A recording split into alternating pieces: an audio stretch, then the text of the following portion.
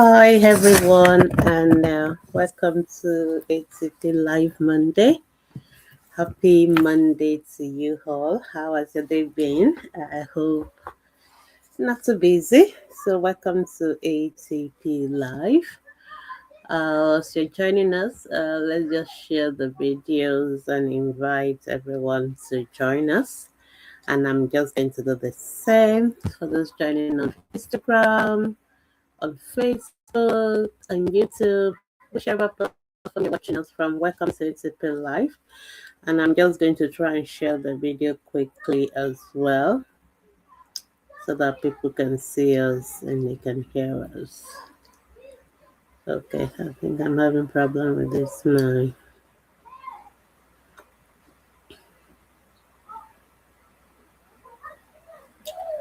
Welcome everyone.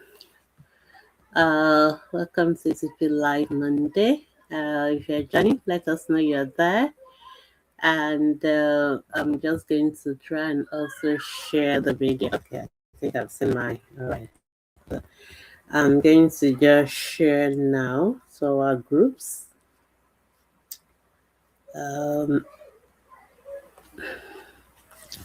Please also join me in sharing to invite your friend and family, anyone that may have a question for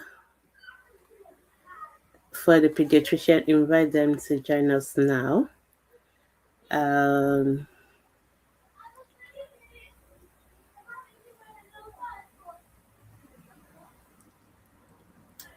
Okay. I'm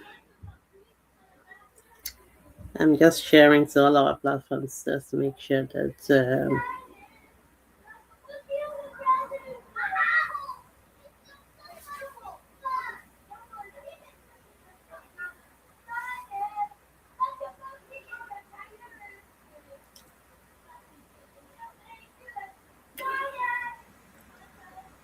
okay. I'm just going to share.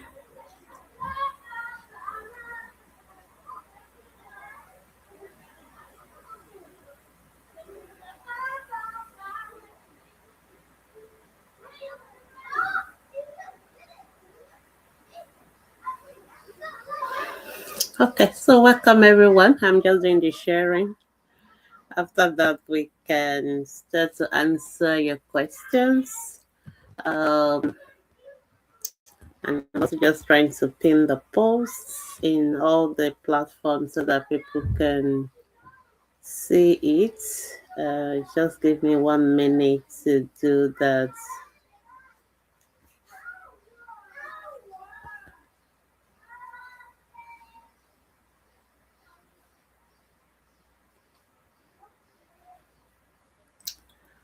Welcome. I hope you've had a lovely day. Okay. And as you're coming, if you have any question, you can start to ask your questions now. Remember to start with the age of the child. Remember to put in the relevant comments, anything that will help us answer your questions appropriately. Okay, and then I think that's all.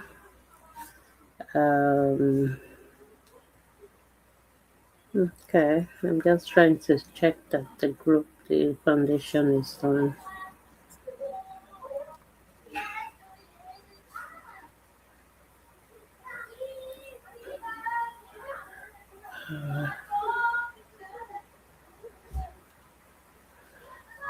Okay, all right, let me just share to the page.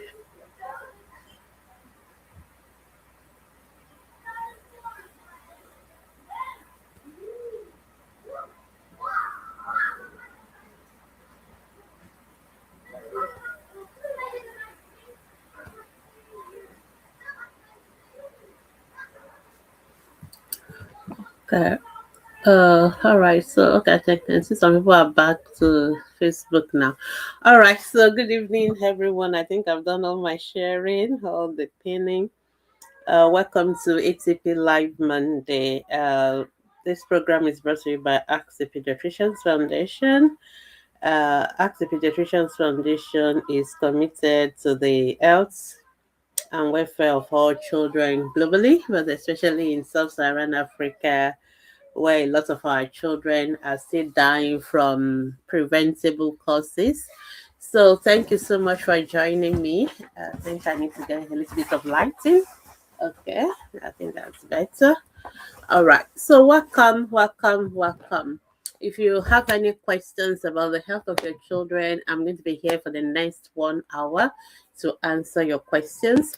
But remember that even beyond this live section, if you still have any questions, you can always post your question to our Facebook groups Monday to Saturdays, and we'll be there to answer your questions. So thank you so much for joining me today. All right, and wherever you're joining from, thank you so much. So I think I've got a couple of questions already on Facebook, and I'm just going to start answering them now. Also, those of you on Instagram, you're welcome. Feel free to drop your questions. Okay, before I start to answer the question, just to remind you that if you're watching on Instagram or the Facebook page, you're welcome to just post your questions directly under the video that you're watching from. But if you're watching from our Facebook groups, if you are just watching, that's fine. But if you have questions and you're in the Facebook groups, try and click on the video so that it will take you to the original page, and that is where you can drop your question, because that is when I'll be able to see it from my hand here. All right, thank you so much. I think that's all the announcement. All right, so the first question I have is from Phil. Phil, your question is so long. Okay, so thank you for this session. I think I should put on my glasses. It's reflecting. It's been 2 weeks since my daughter turned 6 months. We did exclusive, and she has refused to take any solid. If I put anything in her mouth, she starts to cry seriously, throws it out. I've tried giving her pap with milk mixed with mashed egg. She wasn't taking it. When you say mashed egg, did you break a boiled egg into the pap, or did you cook the pap with the egg and then you cook it all together? Do you mix it together then you cook it? I really need to get that clarity. You sent your pap with soybean powder and sugar. She wasn't taking it. I also tried to give her moi soup, tom brown, mashed potato. Anyway, first, you're doing too many things already. Your baby just turned 2 weeks. On 6 months, just 2 weeks, and you've given her so much. Again, this is why we always emphasize the need to watch our complementary feeding videos first. It's very important to understand the principles of starting complementary feeding. You don't need to panic. For a 6 months old, 80% of the food is still the breast milk, so there's no panic, there's no rush. Just make sure you are still breastfeeding your baby. Your baby is still going to be getting 80% of what the child needs at 6 months from the breast milk. So that is why going through complementary feeding is a gradual process, and you don't jump to giving so many things. Number one, you don't give so many things at the same time. So when we want to introduce new food, you give one at a time. Okay, so for example, if you want to give the pap, why not just give the pap along with the milk first? And see that the child you can even use your breast milk instead of formula, just the pap and the breast milk, and that's it. And then if the child is able to take that before you start adding other things to it. So many things at the same time is not advisable. And then when you're introducing new food, remember that first meal, the child does not need to take so much. Some of us are expecting the child to finish a whole bowl, 50 meals, 100 meals. No. Even the child is only going to take 1 or 2 spoons, that is okay. Remember that when you start complementary feeding for a 6-month-old, they only need to eat 2 of those complementary feeds in a day. Like I said, the rest of the food is going to be the breast milk. So when the first time you're giving food, you're not expecting the child to start taking everything. Okay, so you first try a little 1 spoon, then go to 3 spoons, then 5 spoons. That is how we increase it. Okay, so the goal is to do it slowly and gradually, and one food at a time. And you don't give one food and the child didn't take it the first day, then that means that is gone. No, you offer it the second time, you offer it the third time. We encourage you to offer it at least 13 times, which means that you can only try one new food per week. So you couldn't have tried, you've listed so many foods and it's just 2 weeks. That is too much, okay? So that again tells me that you've not really understood how to go about complementary feeding. So what I just want to go into advice now is just pause, take a deep breath, keep breastfeeding the baby, go to our Facebook group, okay? Go to the guide section, or if you don't know where it is, just ask in the group. Somebody will put you through to how to locate the guides. In the menu section, there's a guide. We have the part two of it. The part one is breastfeeding, part two is the guide two is complementary feeding, and there are about 6-7 videos that you need to watch on how to go about complementary feeding, what to give, how to give, quantity to give, frequency to give, and all that and all that. Don't panic at all about rushing to feed your baby. Focus on understanding first how to go about complementary feeding, understand the principles. And please, when you're watching those videos, don't multitask. I know a lot of mothers always tell me, "Oh, I've watched all the videos, I've done everything there." And but I always catch people out because the question they ask tells me they've not done that, because not because they've not watched it in retrospect, but they are maybe doing other things when they are watching, so they are not really paying attention. Every part of it is so important, and it's so important because they use everyday mothers, they use your everyday house, the food in your house, and they don't even use any of the things you have to buy in the store. So you must be patient when you're introducing new food and do it gradually. Don't rush. As long as your baby is breastfeeding, your baby is not going to lose weight because your baby is still going to get 80% of the food from breast milk. So the process is gradual and will gradually increase. And for a 6-month-old, they only need to eat 2 feeds a day. And just half a cup of a feed a day is all the 6-month-old baby needs. So they don't really need so much to eat at that time when we're starting, because they're still going to get a lot of calories from the breast milk. It's just that we know that at that age, breast milk will not be enough. So we need to start adding the solid.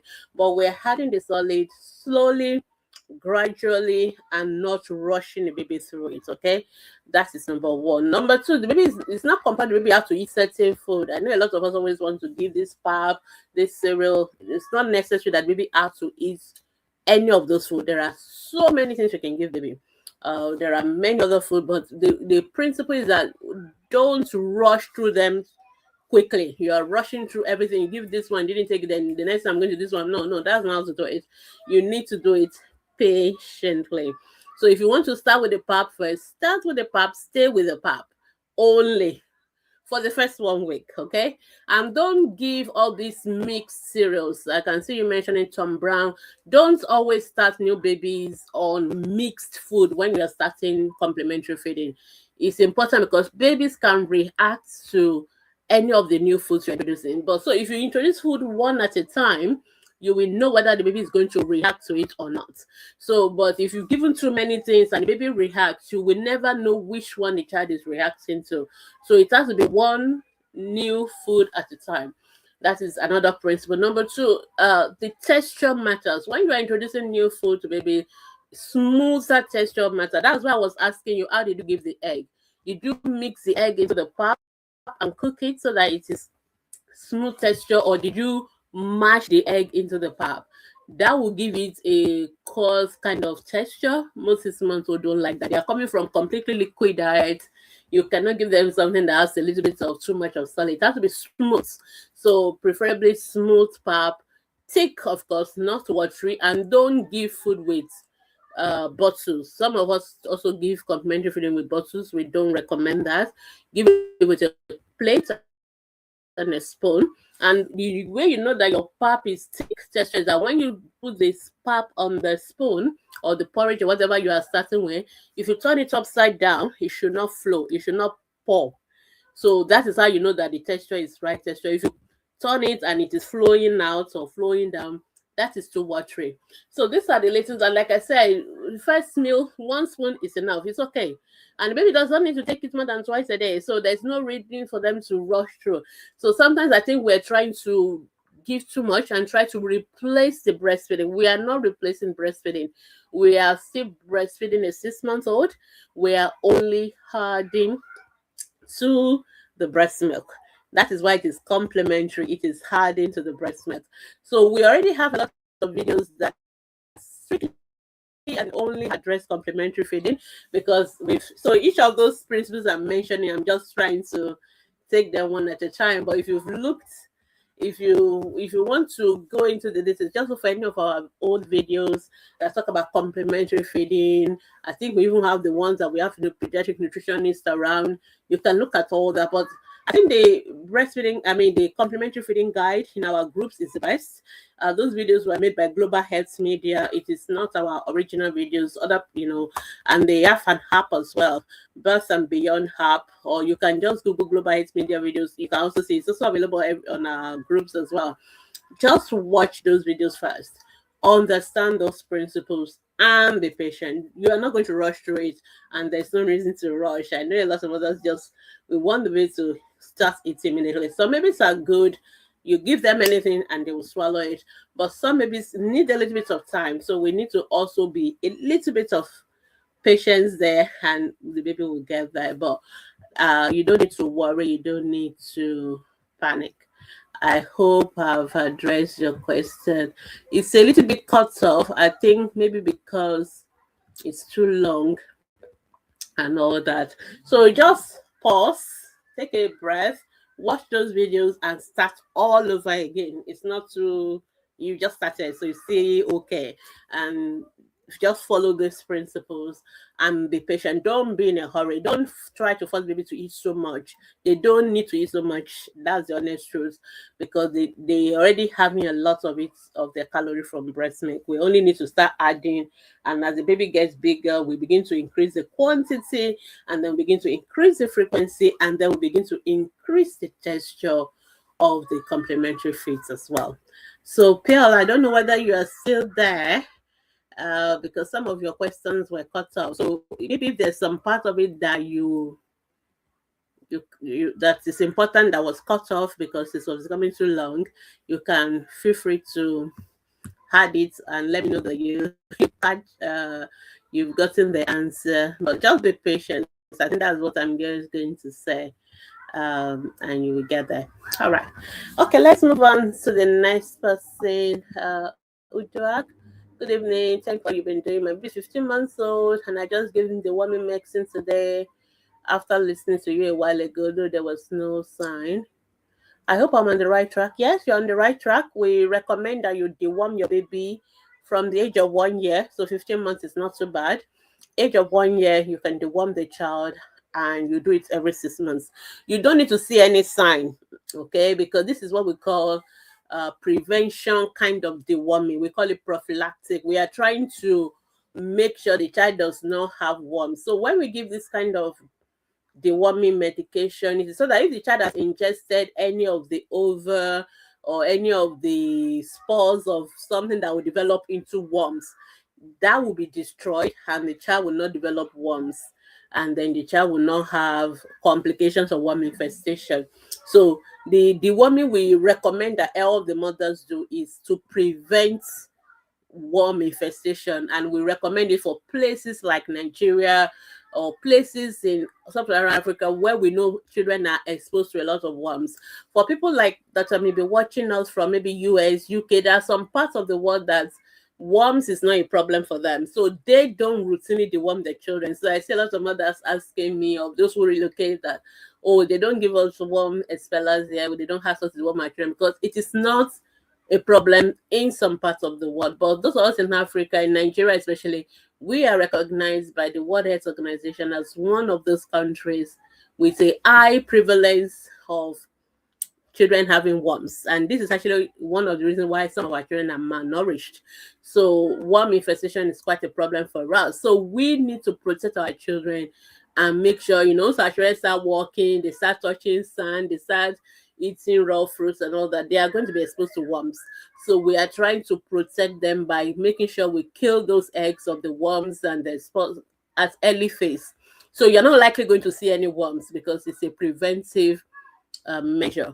However, some people, when you give the worm expeller, you actually see that your children actually are passing worms. In other words, they've already have worm infestation. in such instances, we actually need to treat the child. It's different from a child who doesn't have worms and we're just giving worm expellers. For children who already are passing worms, we need to treat them. The treatment for a child who has live worms is different from the one we give to children who we are trying to protect from having worms.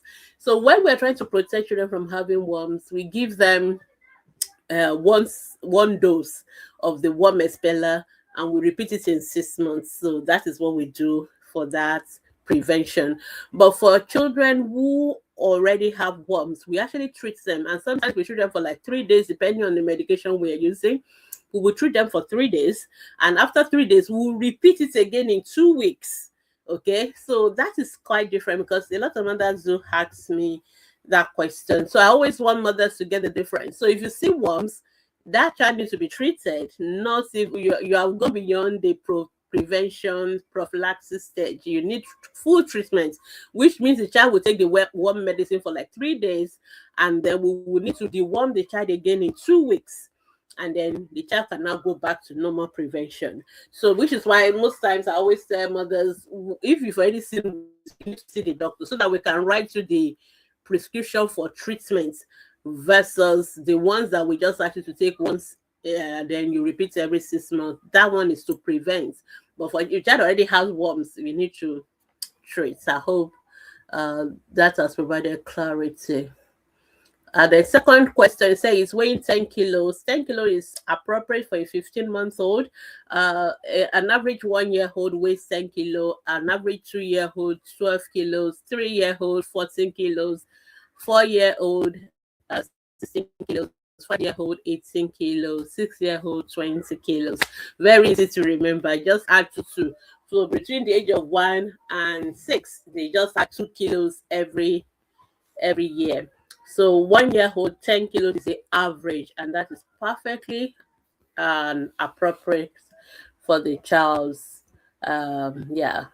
And I can see your question about the child being slim and the child. So we do get a lot of questions around babies being, mothers like chunky babies, chubby babies, and all that. Actually, for us as pediatricians, that is not our focus. Our focus is the weight of the child. A child can look big, and too much weight is actually not good as well. I know mothers don't realize that, but we don't want to be overweight. So both extremes are still part of malnutrition. So malnutrition is not only when baby's weight is low. Malnutrition is also when baby is overweight or obese. So we want them to have normal, healthy weight. And it's not showing by the way the child looks. So the way the child looks, slim, big, and all that, most time it's more of the way maybe the family members tend to, the stature in that family. What we really look on is the weight of the child itself. That is what we want to use, and not how the child looks. And there's no reason for you to worry. As long as the child's weight is normal, we are happy. All right, I think I've given you enough information. Okay, so PL, you are still here. Okay, so you said boiled egg. No, ideally you shouldn't be having boiled egg for that 6-month-old. You won't be able to take it. Okay, it's too. So when we start complementary food, we start with the texture of the food matters. I know I've kind of alluded to it. So you will start with what we call semi-formed, like porridge or smooth texture kind of complementary food, and then we go to something a little bit thicker, and then something a little bit before we go to full solid. So we have to go gradually. Remember that your 6-month-old has been on completely liquid diet.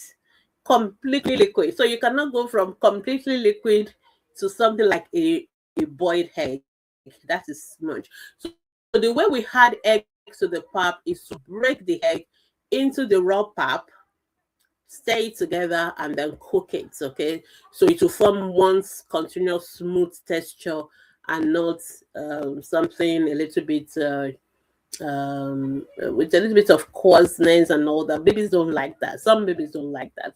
So smooth, then before you go to a little bit of mashed and mixed texture before we go to the full solid. So that is how we go through those phases. Okay, and again, the quantity also matter. We start with small quantity, 50 mils, and then we go to 75, 100, 150. That is how we increase it.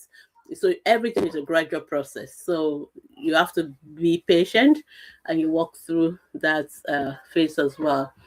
So I think I'm beginning to get some of this your issue. Yeah. And when you want to feed your baby, don't make it a war zone. It's not a fight, you know. So just make it a pleasant experience for the baby. Like some of us, even the way we'll carry the baby, the way we like it's time for you to eat, and let's just make it smooth experience. Just carry the baby normally. You can breastfeed first if it's a baby that like breastfeeding, and then you feed. Or you, when your baby is really really hungry, then you can give them the complementary feed first because they are likely not going to accept it at that point. And then you can now top it up with breast milk. You can also use your breast milk as your milk.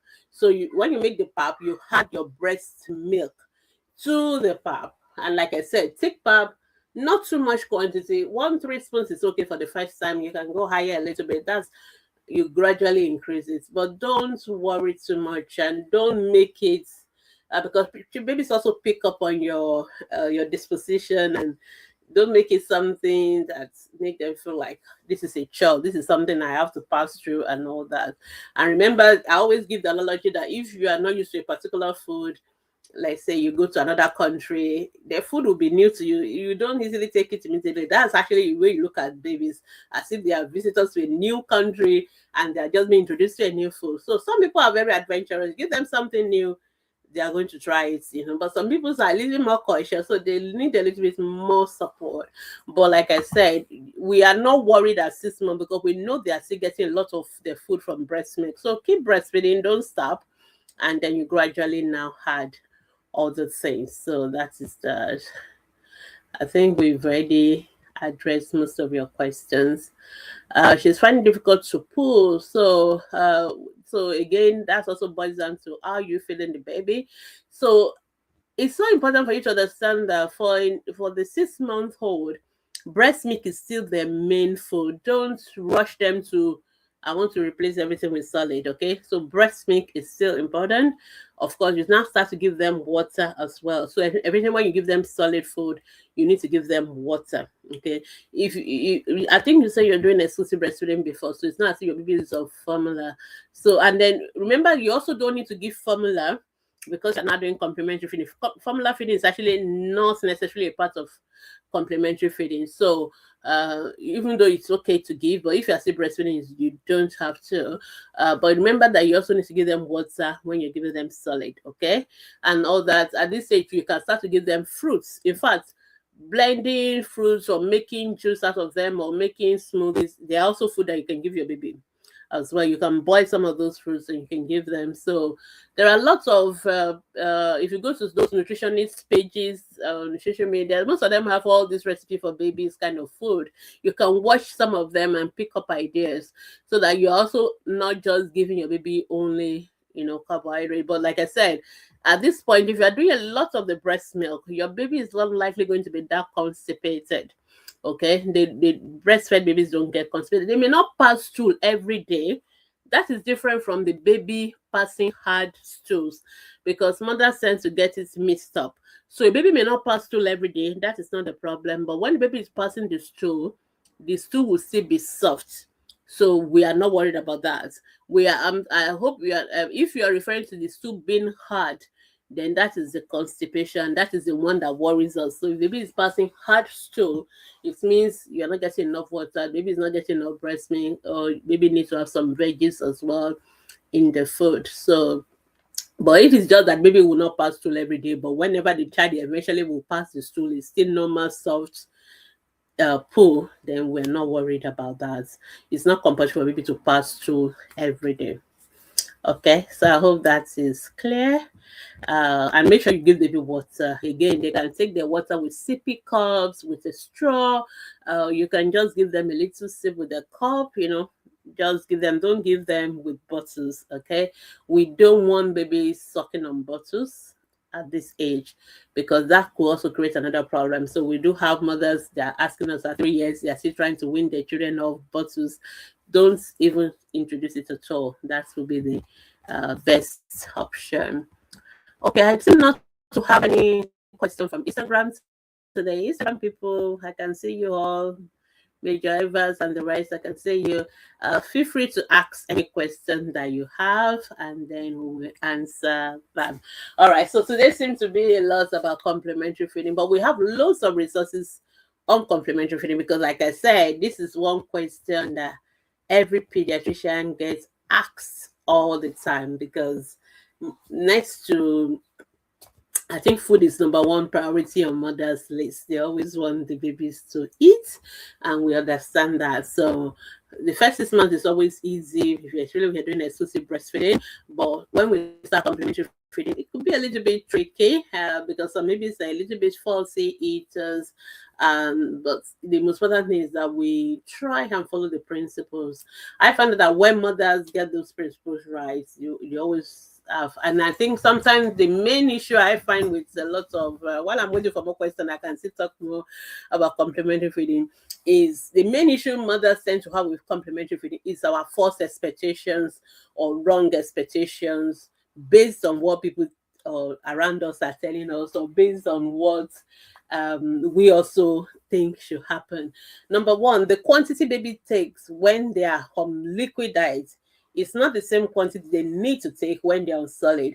Babies actually need smaller quantity compared to when they're on liquid. So the fact that baby was taking, maybe if you express your breast milk, you were taking 100 mils, 200 mils of breast milk, it's not like they have to take the same volume for pap.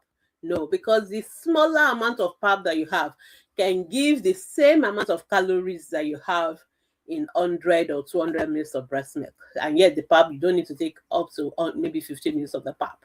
So that is just it, because there's more calories in the solid than in the liquid. So that is number one thing. So mothers always want to like kind of extrapolate that, okay, baby was already taking 100 or 200 mils of pap, or I mean of milk, then baby should also take the same amount of pap. No, baby does not need to take, baby actually need to take smaller amounts. Okay. And then number two, when we're starting, is a gradual process. I think I've flogged that one already, so I will not repeat it again. Another thing is baby does not need to take the same amount of complementary, the same frequency of feeds for complementary feeding like they were taking for breast milk. So for breastfeeding, most of us maybe will breastfeed almost every 3 hours, 6 to 8 times a day. But for complementary feeding, baby does not need to eat 6 to 8 times a day. They actually need to take 2 times a day for the complementary food. Remember, it's a complement, it's an addition to the liquid diet, which is still ongoing. The baby should still be sucking just like they were sucking before. We're now just adding the solid. So they don't really need to take many times. So I see a lot of mothers giving the baby the pap or the cereals every 3 hours as well, like they do for breastfeeding. No, you shouldn't. It's only twice a day that they need to take. For 6 months old, by the time they go to 8 months old, it can go to 3. By the time they're about 1 to 2, we make it up to 4. That is how we increase it. We don't feed them continuously throughout the day. All right. Too much feeding is also not good for the baby. All right. So those are others. And then another thing people struggle with is thinking baby have to take a particular kind of food. So I see people asking me, "Oh, my baby doesn't take pap, but you will eat amala, or you will." I'm like, your baby does not need to take pap. It's not written in the constitution of the country, so it is not compulsory. Okay, so the baby can eat any other food that you eat. The baby can eat. There's no baby food, there's no adult food. Food is food. Okay, so what's so all these things they sell in the stores is not compulsory. You can feed your baby with all the food you have in your house. What matters is the texture. So the way you present it to a 6 month old is going to be different to the way you present it to a 2 year old or a 5 year old. So when we're starting at 6 months old, we want something a little bit not fully solid, like semi solid, like porridge, that porridge kind of thick pap porridge texture. That is what we want for 6 months old. Then when they go higher, we start making it a little bit mashed. So like mashed potato, mashed rice and all that. That is from 8 to 9 months. By the time they're about 1 year old, we expect them to be eating full solids. Like you don't need to match anything. You can cut the yam into small pieces and stuff like that. But of course, very soft. So texture matters for babies, but it's still the same food. Okay, so your baby can eat the same food you eat, and then when you are introducing new food, one at a time, one at a time. And when you are giving baby something new for the first time, don't expect them to take it straight away, and don't expect that um if they don't take it, then you stop it. And no, you have to offer it again, and you offer it again, and you offer it again. We say offer it 13 times. That is 1 3. I'll just give parents average or say do it for 1 week. Give the pap every day for 1 week. Don't just say, oh, baby didn't take it. Maybe may take it the second day, may take it the third day. And if the first time baby takes is only 1 spoon, that is okay. The next time, try and see whether baby can take up to 3 spoons, and then and so on and so forth. That is how we go about increasing. And after 1 week, baby still not taking that. Okay, that's time to try something new. Okay, so that is how we walk through complementary feeds. And also try and use color, make the food colorful. Don't make it. Another thing mothers struggle with is they don't want to put sugar in the pap. They don't want to put any sweeteners because they believe, oh, baby should not take sugar and all that. Every food is still a form of sugar. Even all the carbohydrates in your body, they're still going to be converted to sugar. Okay, so when we're talking sugar, I think people are thinking of white sugar. Okay, so there's nothing wrong with putting a little to give the food taste. Before you give your baby food, you must taste it yourself. Does that food has taste? If the food doesn't have taste in your mouth as an adult, why do you think the baby will like it as well?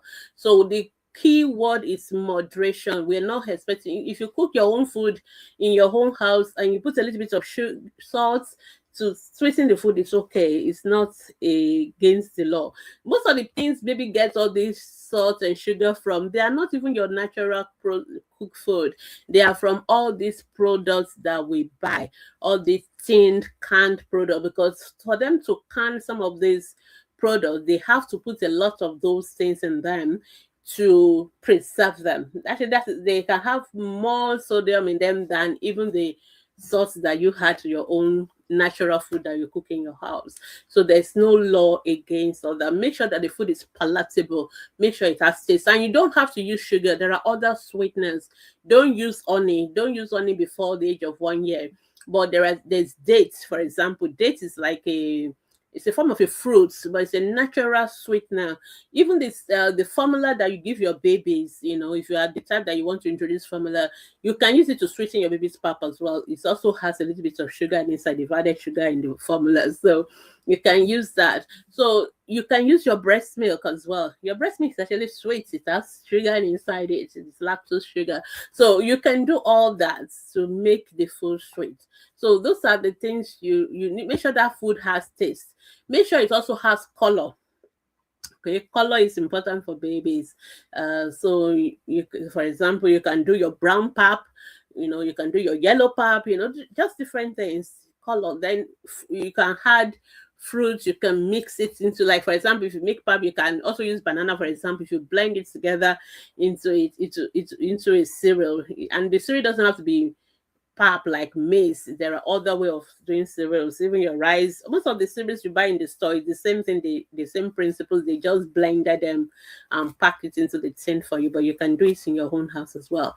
So you can try that. And if you also be taking one particular food, then you can add something else, so it becomes two. And then you also add something else, so that one is also taken. And that's how you begin to increase the amounts or the different kind of foods that your child can eat. And then, of course, the way we know the baby is getting enough food, is getting enough calories, is their weight. So each time you go to the hospital, the way the baby, if the weight is going up, the baby is eating enough, okay? And it's not about how the baby look, it's about how much the baby actually weigh. It's more objective than maybe people saying the baby look like this or look like that. So I hope that provides some clarity about complementary feeding. So if you have any question, please ask. I can't seem to see any questions, but seeing everybody's enjoying the complementary feeding talk, which is absolutely fine. Okay, so by the time they're about 1-2 years old, we expect them to be eating everything the rest of the family is eating. We don't expect them to have their own separate kind of food. We expect them to eat the same thing the family eats. We expect them to start sitting on the chair. We also have a lot of tips on complementary feeding. If you go to our Facebook group, you see all the tips we've put together for the babies. Another thing is that eat at the same time the baby is eating. Let babies see other family members eating so that they don't see it as a punishment for them. So babies wonder, why am I the only one being forced to eat? So make sure that everybody is eating at the same time with the baby. I know it doesn't always work around your timetable, but at least have one meal that everybody is eating at the same time. So you notice that sometimes when you put something in your own mouth, the babies want to also put it in their mouth because they wonder whether you are eating something better. So it's okay for the baby to eat what you eat. Just watch out for the too much of pepper and things like that, but it's okay. So those are the little tips that we'll give on complementary feeding. But of course, we also agree that there are some babies who are extremely, extremely fussy eaters. Extremely, extremely. You've done everything according to the books, but they will still not eat. Then that's when you come to us. Come and see the pediatrician, come and see the pediatric nutritionist or dietitian, and then we will take it up from there, because some babies may have some swallowing problems, so there may be a reason why they cannot take the food down, or some babies may have other medical issues. So we professionals will now take it up from there, but majority of children don't have that. So those are only few cases that we can have that scenario. So I hope I've provided enough. I know Olagunjoye, thank you so much for joining us. I was beginning to wonder whether people are listening. Thank you, you're welcome. So feel free to ask any question you see have. Instagram people, no question. Yeah, it's okay. That's okay.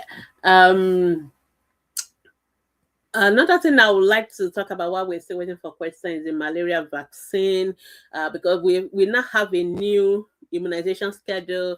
Like I said, we keep updating our immunization schedule every couple of years, and now malaria vaccine has been added, I think, at the age of 5 months. I don't know whether I have a picture of it on my hand here. Okay, I think I do, so I'll just project it.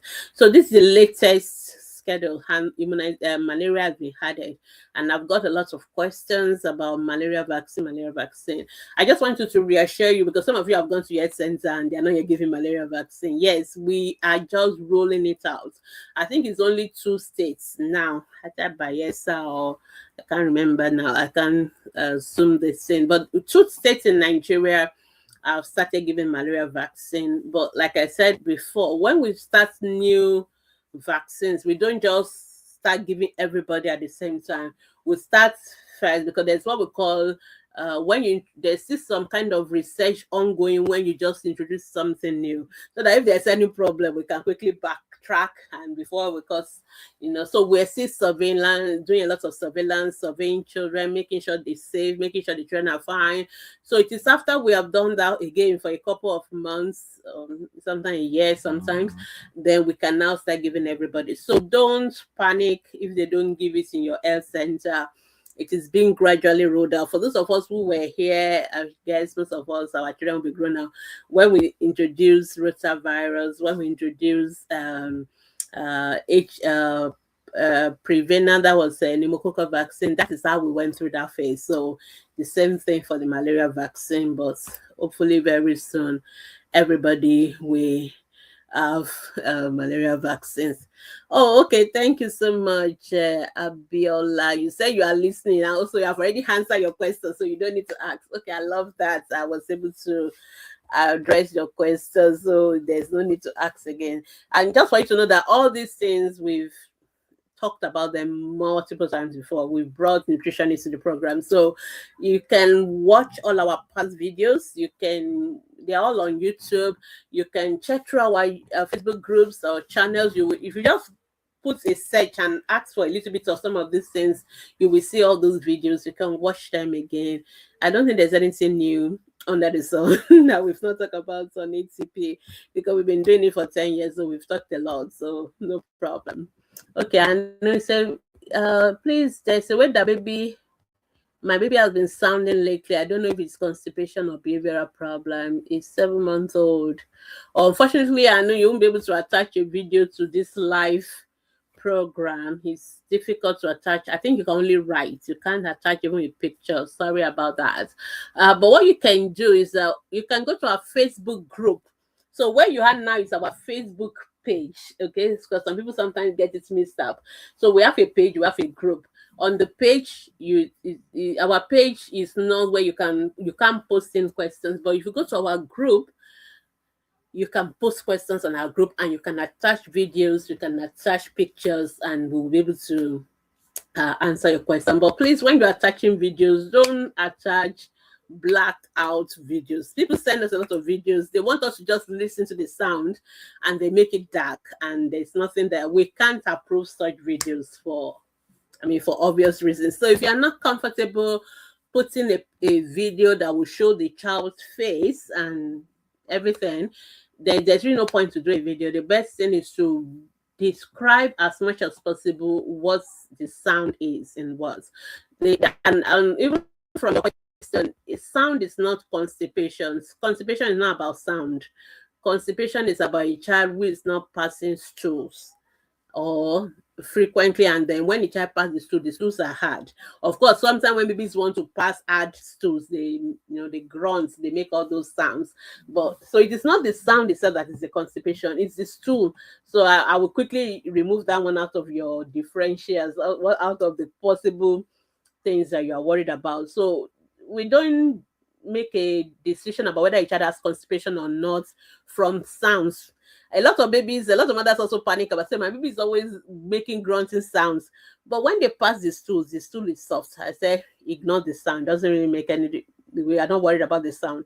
As long as baby is passing soft stools, that is not constipation. If the stools are hard and less frequently pass, then that is constipation. And just make sure you're giving your baby water, you're still breastfeeding, and you're giving veggies as well. So that's what I'll recommend. For behavior, I don't know.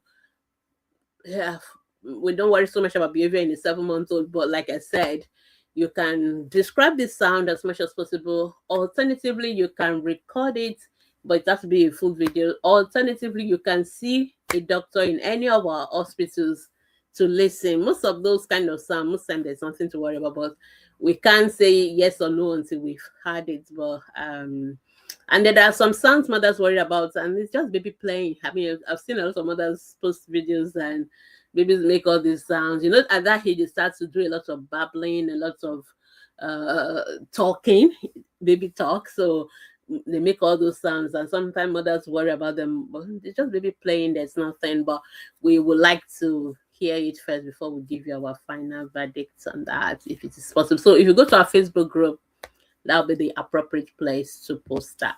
Well done. Rita is asking, my baby was preterm, born at 32 weeks. Okay, birth weight is 2.3. She'll be 6 months on Wednesday. Adjusted 6 months on Wednesday. Adjusted. Okay, so I always prefer when you're asking the question about preterm babies, you've told me it's 32 weeks. I would just prefer you tell me the date of birth and let me work it out myself. I trust you as mothers, but sometimes we all can make mistakes with calculation, and so sometimes I find it easier to calculate things for myself and make up my mind. So basically, for your baby being born at 32 weeks, we have to subtract 2 months from the baby's age to always get the corrected age. That is what we do, because baby was born 8 weeks earlier. So I always prefer mother just tell me the date of birth and I'll work it out myself, but no problem. She can't stand. Who expect a 6-month-old to stand? Even if your baby is a 1-year-old, I mean, it's a term baby. I'm not expecting baby to stand at 6 months. Standing is not a 6-month-old milestone. Okay, so I expect a 6-month-old to be able to sit with support, have neck control, sit with support, but not stand. I don't even expect them to crawl at 6 months. I don't expect them to stand. I don't expect them to walk at 6 months. So whether corrected or uncorrected, I don't expect any of that. So that is not something to worry about. Baby should not be standing at 6 months. Am I getting you said 6 months, or baby should not be standing at 6 months. So the normal milestones, easy one. There are a lot of milestones, but the easy one to remember: neck control 3 months, sitting with support 6 months, 5 to 6 months, sitting without any support 8 months old, crawling for those who will crawl, because some babies will never crawl, and there's nothing wrong with that, 9 months, standing, holding to support 11 months, walking 12 months. Again, that is even average. In other words, 50% of babies will do what I just said. Some babies will do it a little bit earlier. Some babies will even do it a little bit later, and it is still within normal limits. So, but don't worry or panic about your 6 months. Or actually, I was thinking you're going to ask me whether you are going to start complementary feeding and all that, because those are the kind of information we want to be talking about at 6 months, but definitely not walking. So just relax. And remember that your baby being born preterm, when we correct their age, their development may look a little bit smaller, slower compared to their chronological age mates, but that is also fine. But don't worry at all about walking at all. No, there's nothing to worry about. Okay, so that's fine. Abisola is asking about milestones for a 7-month-old. Okay, you don't need to be looking for milestones. Are not like every month there must be a new milestone. No, it's not like that. So you don't have to look for any milestones at a particular month. No, that's not how we do milestones. So because there will be some months that there's nothing in front of them. So yeah, so milestone is more of a progressive thing. So like I was saying when I was and then we have different areas of milestone. So we have the what we call the gross motor. So gross motor is the child neck control, sitting, walking, running. That is what most mothers actually look out for. Then we have what we call the fine motor, the use of their hands. People seem to pay attention to that, but we also pay attention to whether the baby can hold something. So they have to hold everything with their hand. Then by the time they're about 9 months, they begin to do what we call pincer grabs, where they can hold it with their thumb and their forefinger. Those are the little things. Then they start holding the pen like this. Then they begin to hold it the other way. They begin to build blocks. So there are lots of things they do with their hands, and they are also important milestones that we check out for. Another area of milestone is the language. The child, cooing, then they start to babble, then they start to say mama, baba, then they start to say the single words, and they go to 2 words, 3 word phrases, sentences, and so on. That is language. And for language, we also concerned about whether the child understands. So when you call their name, they turn to their name, they can follow instruction. That is what we call receptive language. And then we also have what we call expressive language. Parents seem to worry a lot about what the child is saying, but the child needs to be able to hear first and understand first before they will start to talk. So we worry about both the receptive and the expressive. And then we also have what we call the personal social skills, where the child interacts, the child is smiling. Social smile is at 6 weeks. The child recognizes people, they have stranger anxiety. They start to wave goodbye and all those kind of things. They can start to feed themselves. Self-help skills also come in there. So there are a lot of things we're looking out for in terms of milestones. If you really want to see we have an article about all the milestones, and we have for us, because it's a lot of variation. So some babies will do a little bit early, but what I think is important for us as pediatrician is, when do you come to us? When should you start to worry that something is wrong? Because like I was telling the other mom, we don't expect people to stand at 6 months. So for me, what is important is not when your baby achieves things. Some people will do their things early, some people do their things a little bit later, but it's still normal. So there's a wide range of normal, but there's definitely what we call a cutoff point when I will start to worry as a pediatrician. So we have what we call the specific things. If your baby is not doing those things at a particular age, then you should come and see us. So that is what I think is more important for mothers. When should I go and see my pediatrician if my baby is not yet doing this? So we have that also in our group, and we've grouped that as well. So if at 3 months, at 6 months, at 9 months, we try to do it about every 3 months instead of doing every month, because like I said, everything kind of roll into each other, and some months will always not have anything in front of them. So for example, if your child does not have neck control by 4 months, I want to see that baby. Okay, so neck control is averagely 3 months, but if after 4 months there's still no neck control, that is our limit for neck control. 4 months is the limit for neck control. So if any baby doesn't have neck control at 4 months, the pediatrician wants to see that baby. Sitting, for example, like I said, sitting with support 6 months, sitting without support 8 months. But if your baby at 9 months is not sitting at all, I want to see the baby. So 4 months, no neck control, 9 months, no sitting. We don't talk about crawling at all because we know some babies will never crawl. Some babies will never crawl. Some babies will bump shuffle, whereas some babies will just stand up from sitting and they start to walk. They will never go through the crawling phase. So crawling is never an issue for us. But walking, if your baby is not walking at 18 months, most babies will walk at their first birthday, 1 year. Some people do it a little bit before their first birthday.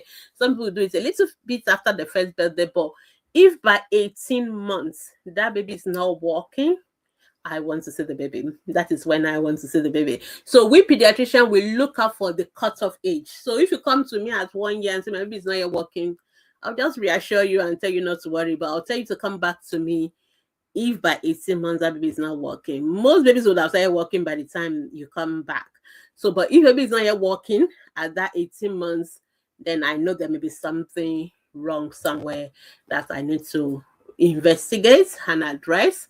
Sometimes there's still nothing wrong, but we start to look, we start to kind of not panic, but we start to kind of consider, is there something going on here? So that is it. The same thing with talking. Most babies start saying the word by 1 year and all that, but if by 2 years the child has no words at all, no mama, no baba, no name of any person, no bye-bye, no hallelujah, any of those common words, I want to see the baby. That is when I worry about that. The same thing for toilet training. Most babies 3 years they are toilet trained, but if after 3 years baby is still not toilet trained during the daytime, nighttime can be a little bit longer, up to 5, 6, but daytime out of nappies, we want it by 3, max 4. So if by 4 baby is still in nappies, I'm going to be worried about it. So we look at those. That is how we look at developmental milestones. So you don't worry about, as long as baby is doing things, don't worry about it. Don't panic, okay? But if any of those cutoff points, that is when I want you to come and see us. Before then, just relax. Don't worry at all, because a lot of mothers come to us too early. But we always tell you, don't worry, don't worry, don't worry. So that's that. Okay. Okay, I know you said the stool is hard. Okay, if the stool is hard, then that will be constipation. So give water, give fruits. For a 7 months old, you can squeeze out your orange in your kitchen, dilute it with a little bit of water, give. You can blend your apple, you can cook carrots, ewedu, our vegetable, like, because I know you're Yoruba, that's why I can tell you in Yoruba word, ewedu. So those kind of things, give the child, it will help them to, to move their bowel. Make sure you are breastfeeding, make sure you're giving water, make sure you're not giving them just series throughout and not too much of it. Make sure you are following everything I said about complementary feeding. As long as you're doing complementary feeding right, the child will not be constipated, so it is lack of water, no fruits, no veggies. Those are the things that get children constipated. Or you are giving the solid you're giving, you are not giving the right texture, so those are the things you need to watch out for. And if you're doing that and babies are constipated, you can come and see us as well, because there are some medical conditions that can make some babies to have what we call chronic constipation, and we need to address that. All right. Okay. Okay, Rita, you said your baby was born at 20th of October. Is it 29th of October?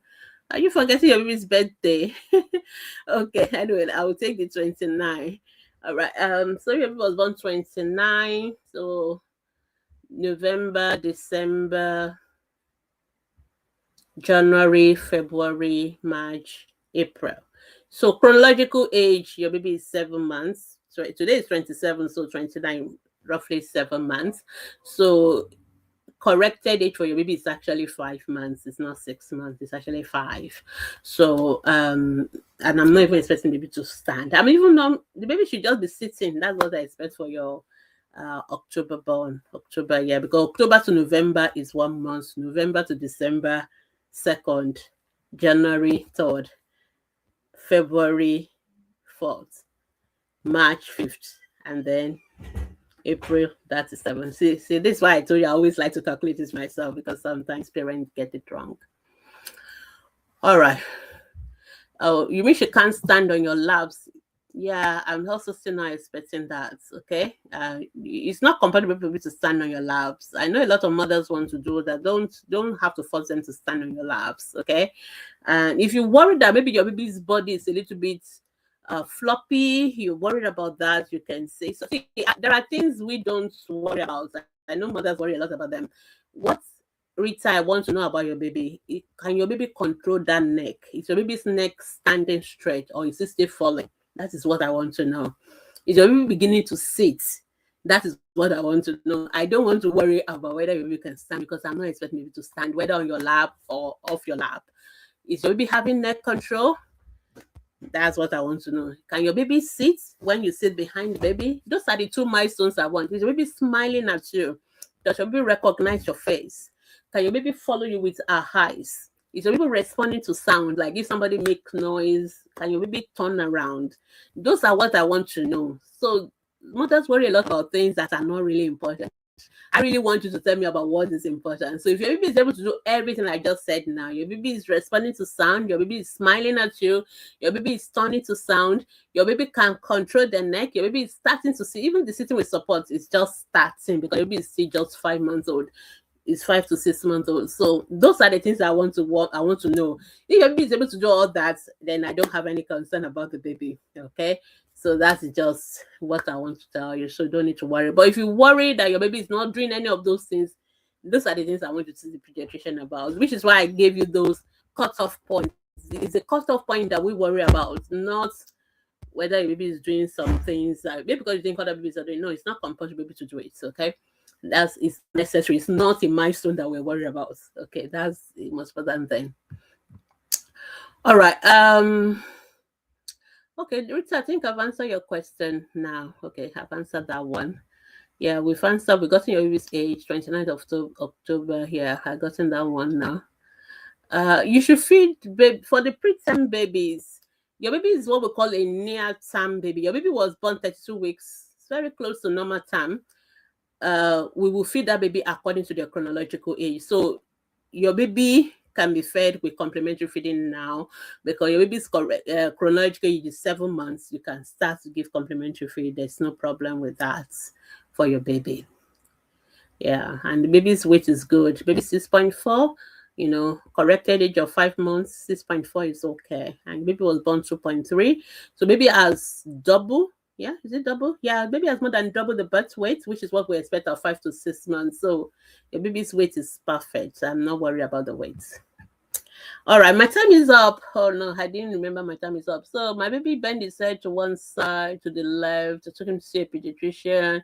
They see a physiotherapist. Okay, I know I'm trying to remember your baby. Is it your baby that was making the sound, right? Yeah, so babies bending their neck to one side, we call it torticollis. There are many possible causes of that. So you've seen the physiotherapist. Yeah, so what did the physio say? Sorry, I think I cut off your question. Yeah, is the neck okay now? I think that's what I want to know. It's not compulsory you need to do anything, but is the baby neck back to middle, or is baby still bending it to one side? So that is what I want to know as well. Bending to one side, there are causes for that. So the pediatrician should identify the cause. If there's no cause, it's just massage, get it back normal. As long as there's nothing that is worrying us, it's not something to worry about, but it's something that can happen. Okay, Sami Obimba, did you hear when I talk about crawling? It's not something we worry about. I don't know whether you were here that time, so I don't need to repeat myself. But if you were not here, crawling is not a deal breaker at all. Some babies never crawl, and we are not worried about it. So some babies crawl, some baby bum shuffle, some babies will never do any, whether crawling or bum shuffling, and it is perfectly normal for babies to skip crawling. So no pediatrician will ever worry about your baby crawling or not crawling. So don't worry about it. I'm nowhere to worry. You'll be able to sit. That's what I want to know. You'll be sitting. That's okay. Uh,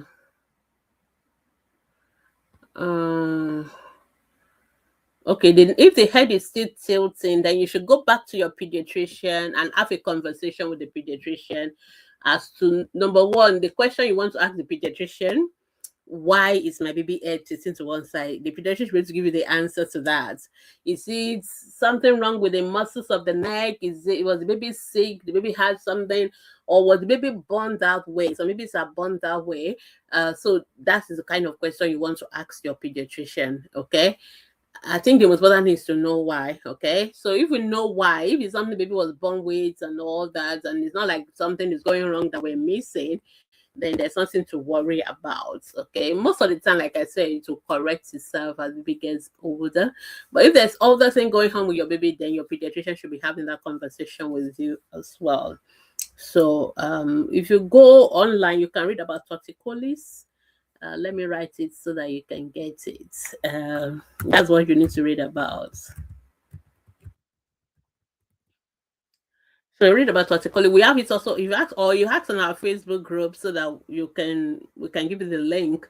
So there are causes that the baby is born that way. There are some babies that have what we call some swelling around the muscle of the neck or a shortening form of the muscle. So those ones babies are born that way. But there are babies that something happened, they had some infection or whatever. It can also cause it. But most of the time babies kind of outgrow it. It's not something we need to worry so much, and I don't think we need to do anything major. Physiotherapy is just to hasten the process really, but nothing to worry about. Okay. Rita said your baby has neck control. Good. She can smile. Good. Okay. So if she has achieved all that I said, just leave that baby alone. Don't worry about it. Okay. Okay. Don't worry about it. Just baby's fine. I'm not worried about whether baby can stand on your legs. Don't worry. I worry about your baby walking or standing at 18 months. So if at 18 months your baby is not standing, he's not walking, then come and see us. For now, just let baby be. Okay. Nothing to worry about. Okay, I think we've answered all the questions. Okay, Sammy, you are not here when I answered the question about crawling. Okay, so crawling is not a deal breaker.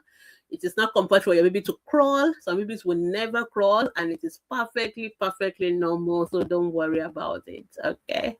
All right. I think my time is up now. Thank you, Ayomide, for joining us. You're welcome. Thank you, Anu.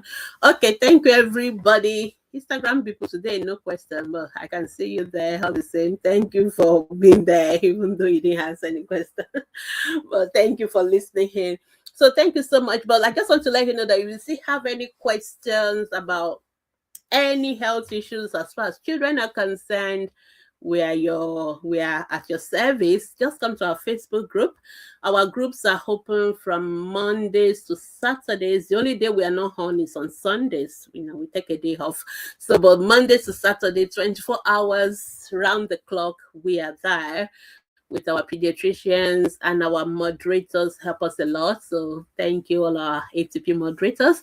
So come and join us every ask your questions.